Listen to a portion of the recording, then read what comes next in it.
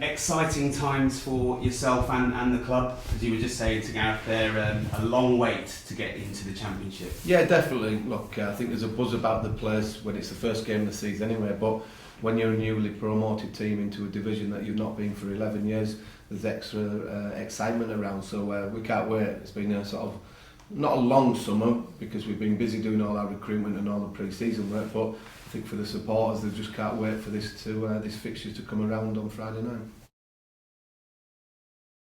Great result last year when we got promotion. This season, what would you believe is your biggest challenge? Well, I think any promoted team wants to make sure that the first target is to be in the same division the following season, and that's what we wanted to do. Unless we're out of the Championship and in the Premiership, well, that's brilliant for everybody. But we want to make sure that we're Championship this time next year. But obviously, we're going in there to try and make an impact as quickly as possible. Did Preston feel like a bit of a false start, Sam?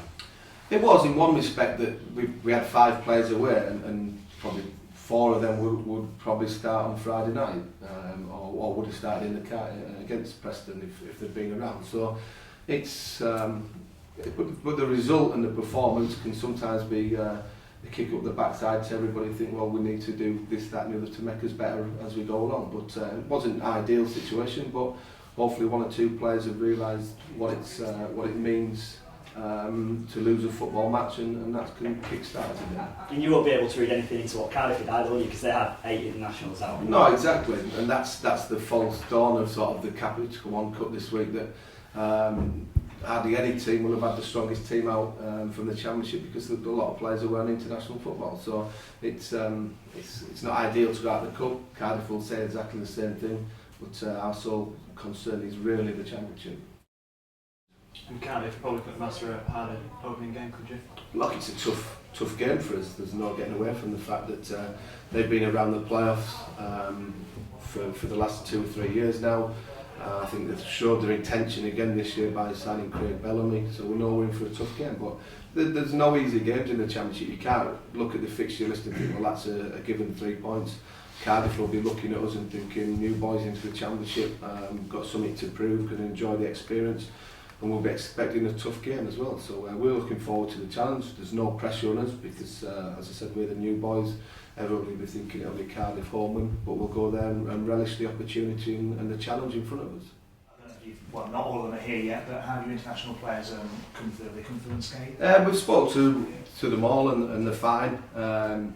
It was good from my point of view that the players didn't spend too much time on the pitch. Jordan was spent the most time on the pitch, playing 60 odd minutes. Obviously got his goal. Joel got 10 minutes, 15 minutes I think for the Welsh team, and all for Northern Ireland got 10 minutes. Scanlon the night before I think got 10 minutes. So in that respect it's been good, and we'll have 1 or 2 fresher legs than we maybe first thought. How pleased, how proud are you of what Jordan did last night? Well, delighted for it, because he's such a level-headed lad that he deserves every success that he gets.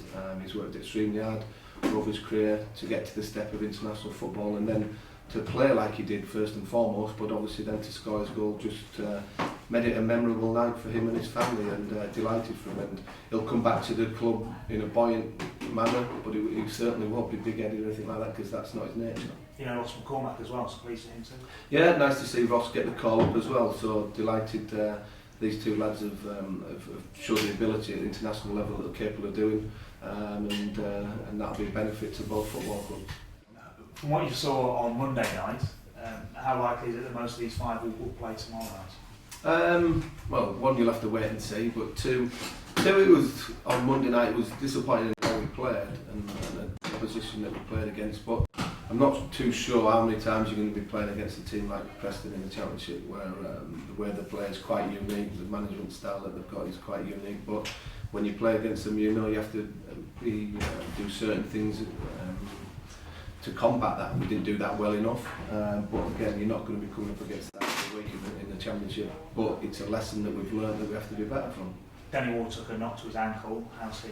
Yeah, he's still getting treatment, so he's going to be touch and go for the game. But other than that, everybody's sort of come through the pre-season, which has been our main aim. The last thing you need to do pre-season is have a few hamstrings or thigh or soft tissue injuries.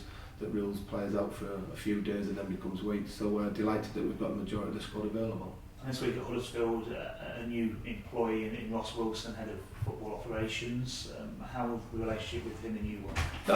We've got a close relationship already. In terms of his role, will be to sort of work closely with me in terms of the recruitment of the players, match reports, overseeing certain departments of the first team area, working closely with the academy, and basically hoping to try and improve the whole of the football club and have that link between every department and myself and Dean to make it easy for us all. Now, how big is this in terms of your career? I mean, obviously, you've managed at this level before, but it's a big opportunity for you with a club that's got big ambitions. Well, it certainly has. When I met Dean in February time when I got made redundant earlier, he certainly grasped my imagination of what he wanted to achieve, where the football club was going to, and you look round. We've managed to achieve the target of getting into the Championship. You see the development of the training ground, which is going to be sort of a legacy for the next many years. And it's just Dean's ambition of where he wants to take the football club, and I want to work closely with him. And he showed that already over the summer. The players that we've gone and recruited are good players. We've spent money on players. Every opportunity I've had to go and get a player, Dean's backed me on it. And as a manager, that's great to have with a chairman backing you like that. Yeah, absolutely. I mean, talking about the squad, you have made some additions. You're hoping to make some more and hopefully keep hold of Jordan as well?